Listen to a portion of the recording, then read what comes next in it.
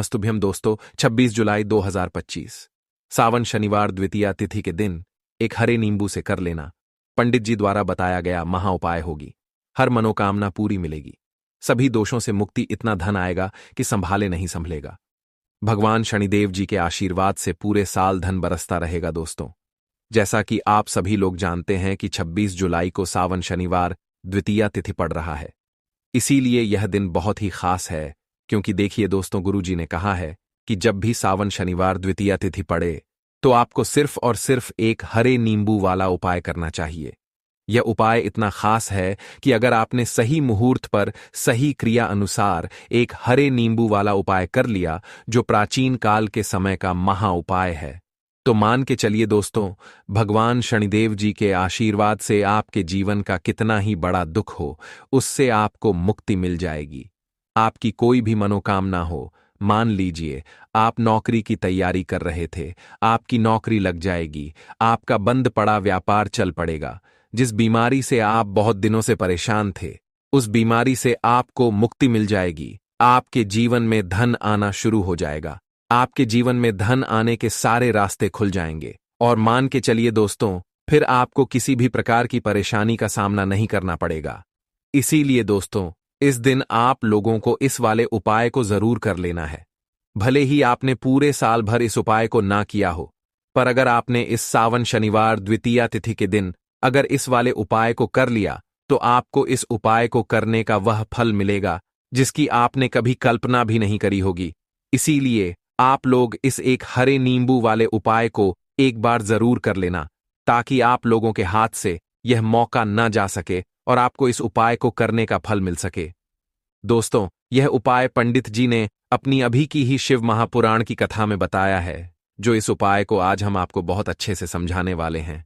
इस वीडियो को देखने के बाद इस उपाय को समझने के लिए आपको कोई और वीडियो को देखने की जरूरत नहीं पड़ेगी। तो चलिए दोस्तों, उपाय को शुरू करते हैं। उससे पहले हे भगवान शनिदेव, आपके इस वीडियो को जो भी लाइक और चैनल को सब्सक्राइब करें, उसके जीवन में कभी दुख दर्द मत आने देना। साथ ही साथ कमेंट बॉक्स में 5 बार जय शनिदेव जरूर लिखे, ताकि भगवान शनिदेव जी की कृपा आप सभी को प्राप्त हो सके। इसी के साथ मैं आप सभी को बता दूं कि आप लोग वीडियो को पूरा नहीं देखते हो, काट काट कर देखते हो और गलत गलत उपाय को कर लेते हो। तो आपसे निवेदन है कि वीडियो को पूरा जरूर देखें। देखिए दोस्तों, यह सावन शनिवार द्वितीया तिथि का दिन यह इतना खास होता है, इतना महत्वपूर्ण होता है। देखा गया है कभी कभी बड़े बड़े पूजा पाठ अनुष्ठान से जो मनोकामना पूर्ण नहीं होते, वह सावन शनिवार द्वितीया तिथि के दिन एक छोटे से उपाय करने से ही आपकी मनोकामना पूर्ण हो जाती है। और बहुत सारे लोगों ने इस उपाय को किया भी है और उनको इस उपाय को करने का फल भी जरूर मिला है। अगर आप लोग भी इस उपाय को करना चाहते हैं, तो आप इस उपाय को पहले अच्छे से समझ लेना, सुन लेना, उसके बाद करना, आपको इस उपाय का फल जरूर मिलेगा। और इस उपाय को कर लेने से आपके घर में चाहे किसी भी प्रकार की दुख और समस्या क्यों ना चल रही हो, आपको उसका कारण भी नहीं पता है कि भाई यह समस्या किस कारण से चल रही है, उसका कुछ भी कारण हो सकता है, जैसे पितृदोष हो सकता है या किसी भी तरह का मंगल दोष भी हो सकता है। तो इस दिन आप लोगों को यह वाला उपाय कर लेना है।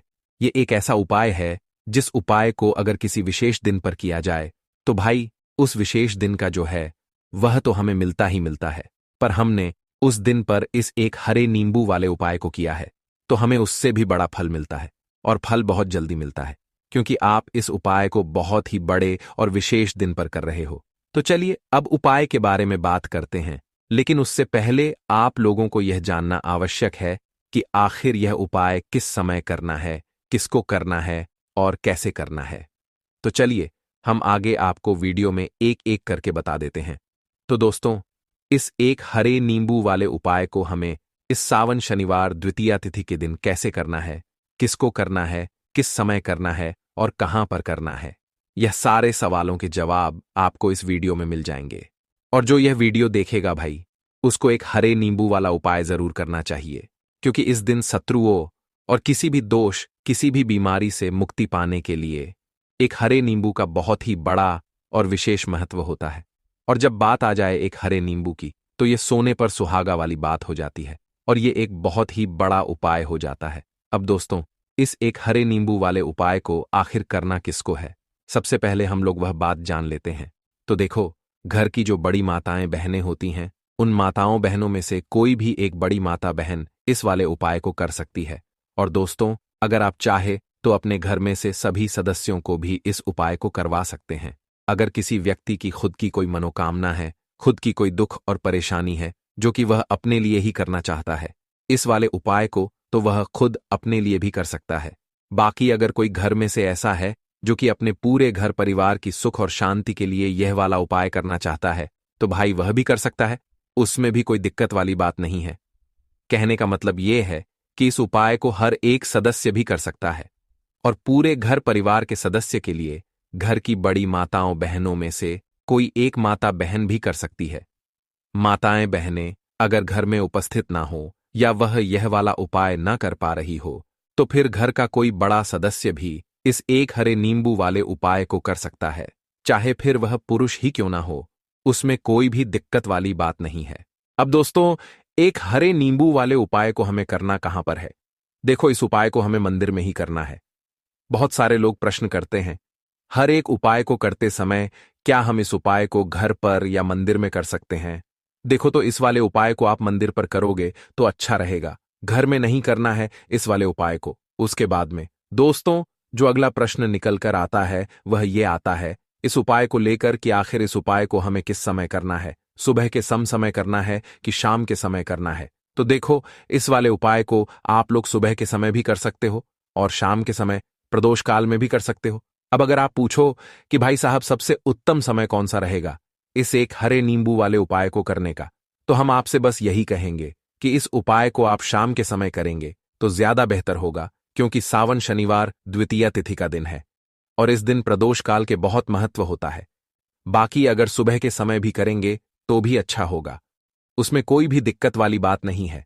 तो अब दोस्तों, जो अगली सबसे बड़ी और महत्वपूर्ण बात आती है वह यह आती है कि सुबह अगर हम उपाय को करेंगे तो हमें कितने बजे से लेकर कितने बजे तक के बीच में करना है, और शाम के समय प्रदोष काल में करेंगे तो हमें कितने बजे से लेकर कितने बजे के बीच में करना है। तो देखो, सुबह जितनी जल्दी हो सके आप उपाय को करने की कोशिश करना।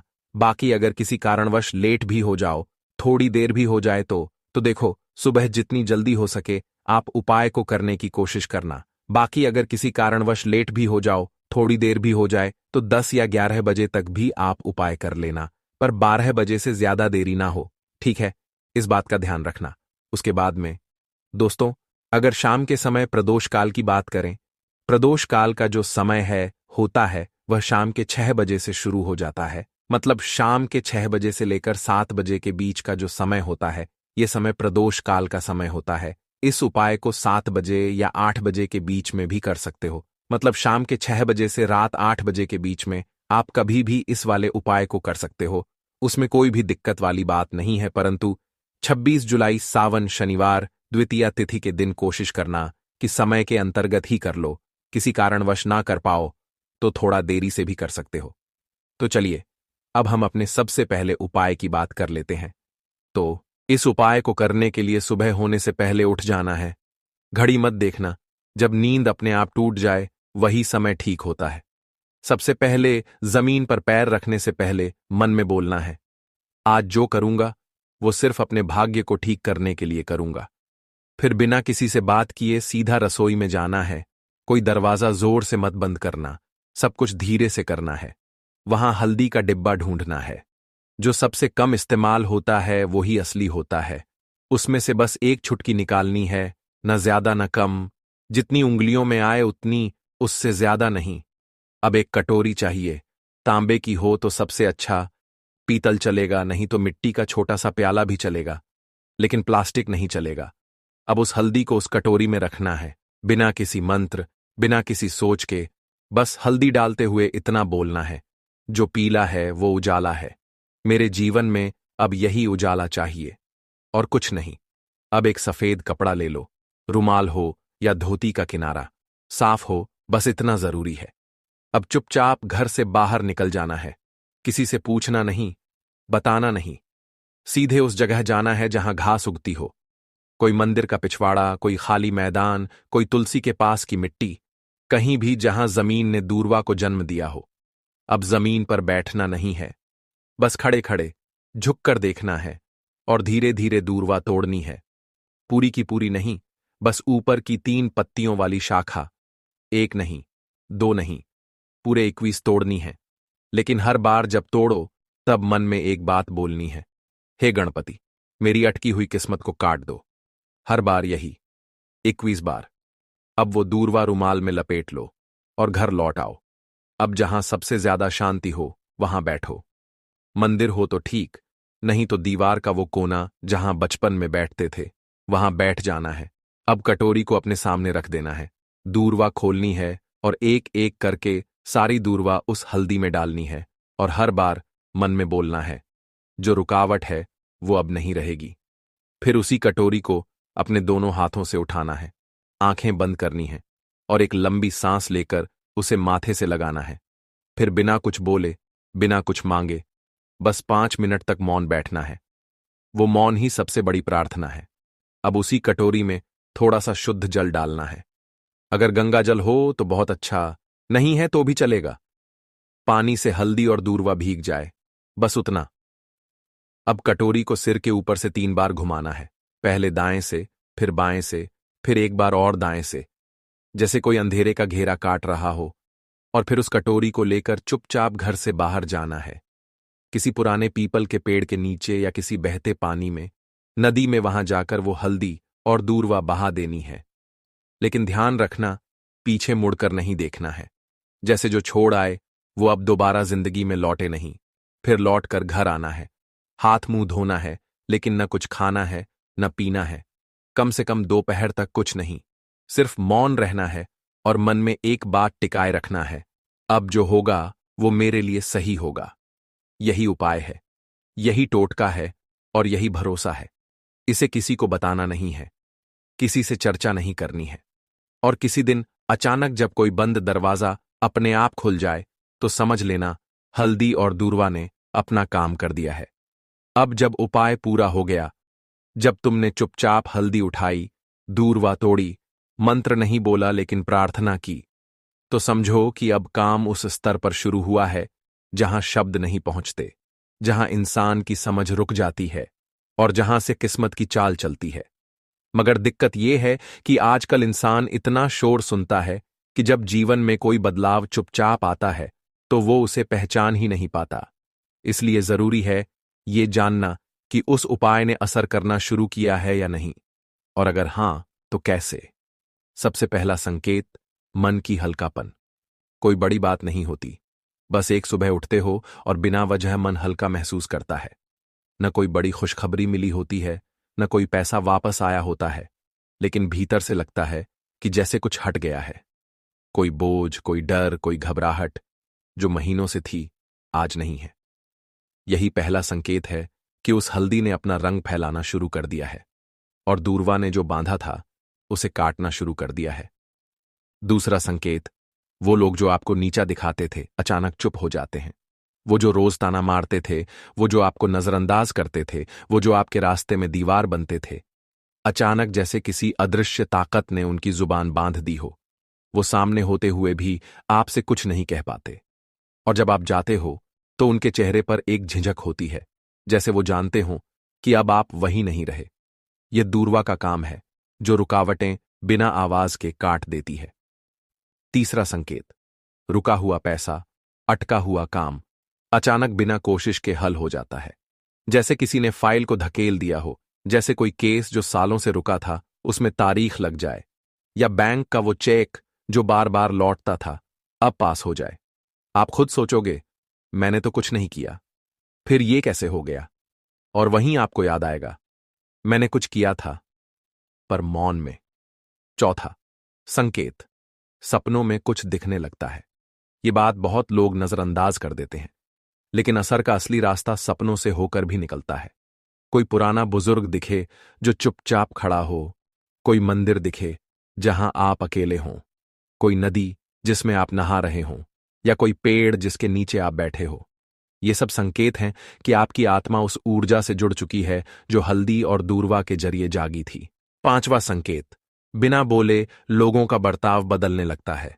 घर में जो लोग आपको तवज्जो नहीं देते थे अचानक बात करते हुए रुकते हैं। आपकी बातों को सुना जाने लगता है। ऑफिस में जो लोग मजाक उड़ाते थे